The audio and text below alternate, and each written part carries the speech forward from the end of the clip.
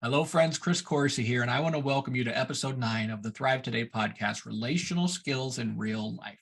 I'm glad you're here, and I'm excited about our time together today because today's focus is one of my favorite topics: appreciating and parenting. How do I use appreciation in my parenting style? How do I use this relational skill in my interactions with my family? What does that even look like? Well, I'm really excited about appreciation. This particular skill is one of the most impactful relational skills that we can use in our families. So, of all 19 skills, appreciation is just one of those skills that when you use this skill, you're going to see good things growing in your relational garden. You see, appreciation is the act of remembering the good stuff. So we call it packaged joy.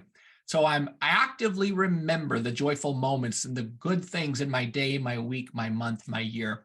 And so the brain that is trained on this particular relational skill will scan the environment for positivity, for good things to enjoy.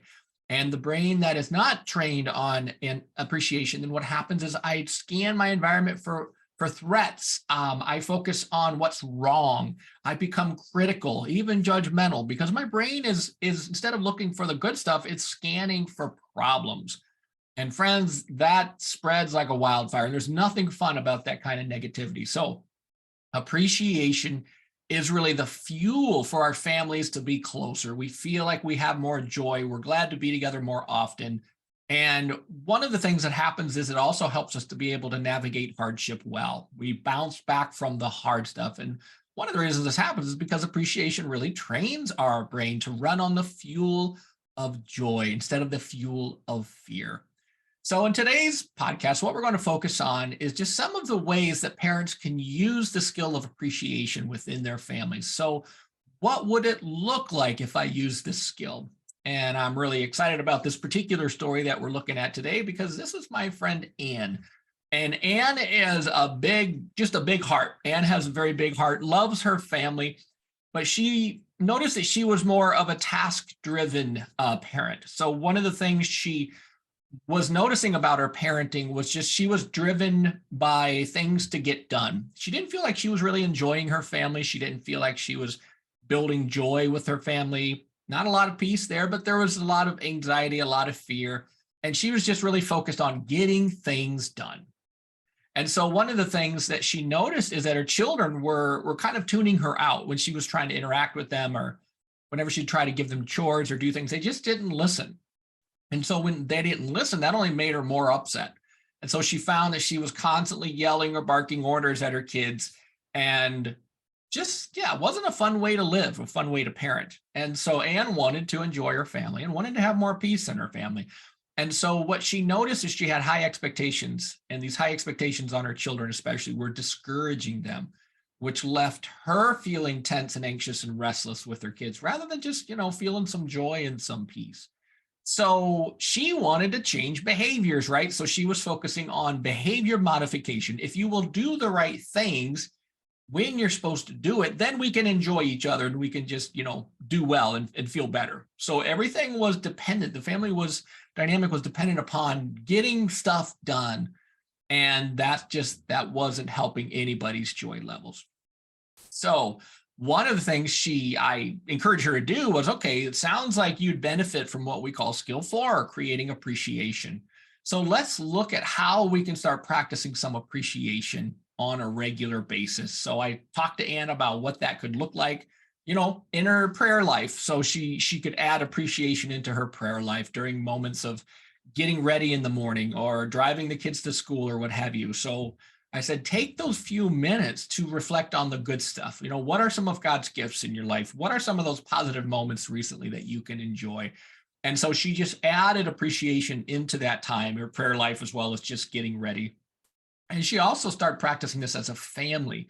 So on the way to school, they would practice, what were some good things from the last 24 hours? What are some special joy moments from recently that we can remember and savor? And so this just became part of their interactions, on their way to school. And then the other thing that happened is she added appreciation to meal times. So during meal times, they would talk about those highlights. They would share stories. And one of the things that Anne discovered when they would do this practice was basically everybody was smiling, She noticed people were happier. The atmosphere felt lighter. There was more joy and more peace. But she also added it into their times before bed. They would reflect on, some of what they're thankful for, which is gratitude, but especially the moments that they're thankful for, the moments they felt some joy, the moments they felt some peace. And she noticed this was a great way to end the day. In fact, when Anne started doing this with her spouse, with her husband, she noticed that she slept better when they would do some appreciation before bed. And so there was a shift that started to happen. And I encouraged Anne, it's going to take a little time to just try to, instill this and practice this and see what changes or what grows. So she noticed that she was reminded of more of the good stuff in life. So she felt like she could notice the flowers and not get stuck on the bees, right? She, worrying about threats or things that worried her. She was focusing on the bees that could sting her rather than the flowers that were growing. And so she started to be more mindful that there are good things in her life and she can savor those good things and she could reflect on those good things and she could share the good things. And she also noticed that she was more relaxed in her parenting style. So she started to feel like she could breathe a little easier. She noticed that she could just enjoy the moment and be more present. And again, this took time because she was trying to change her brain from being focused on tasks and results to being able to enjoy her kids. She still had to correct her kids. She still, there's still things that needed to grow in those relationships, but she noticed she was more relaxed. She had more peace. And she noticed that her children eventually started talking about what they enjoyed as well, without her having to bring it up. So they started to bring up appreciation moments or memories from the day. They started to share those stories. And what happened was everybody felt closer together as they started to share those moments. So she felt closer to her children, closer to her spouse.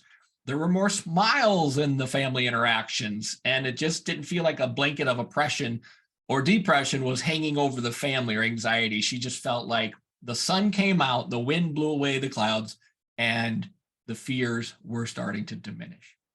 So you say this is such a great example of what Anne learned, because ultimately appreciation does many things. It does many things for your nervous system, many things for your body.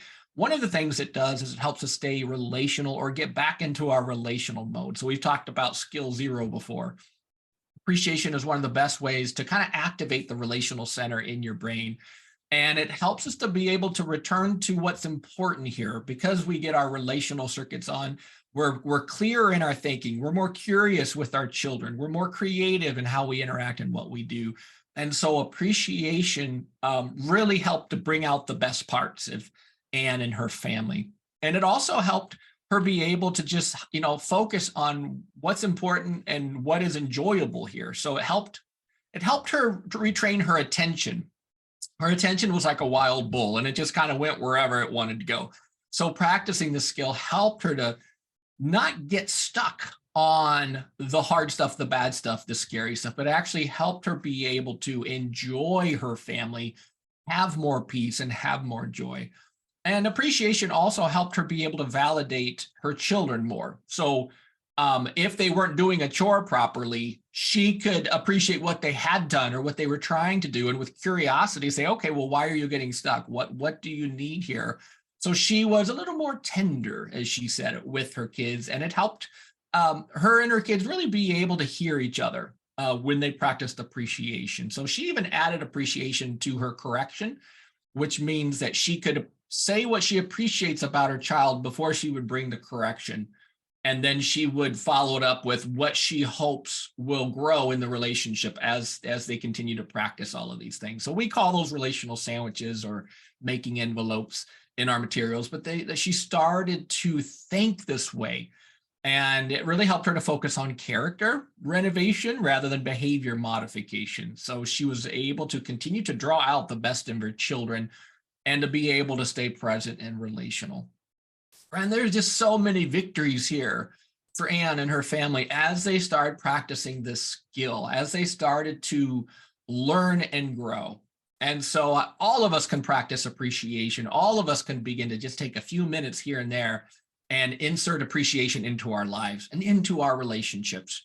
So I write a great deal about appreciation in my Four Habits of Raising Joy-Filled Kids book with Dr. Marcus Warner. We have a lot to say about appreciation.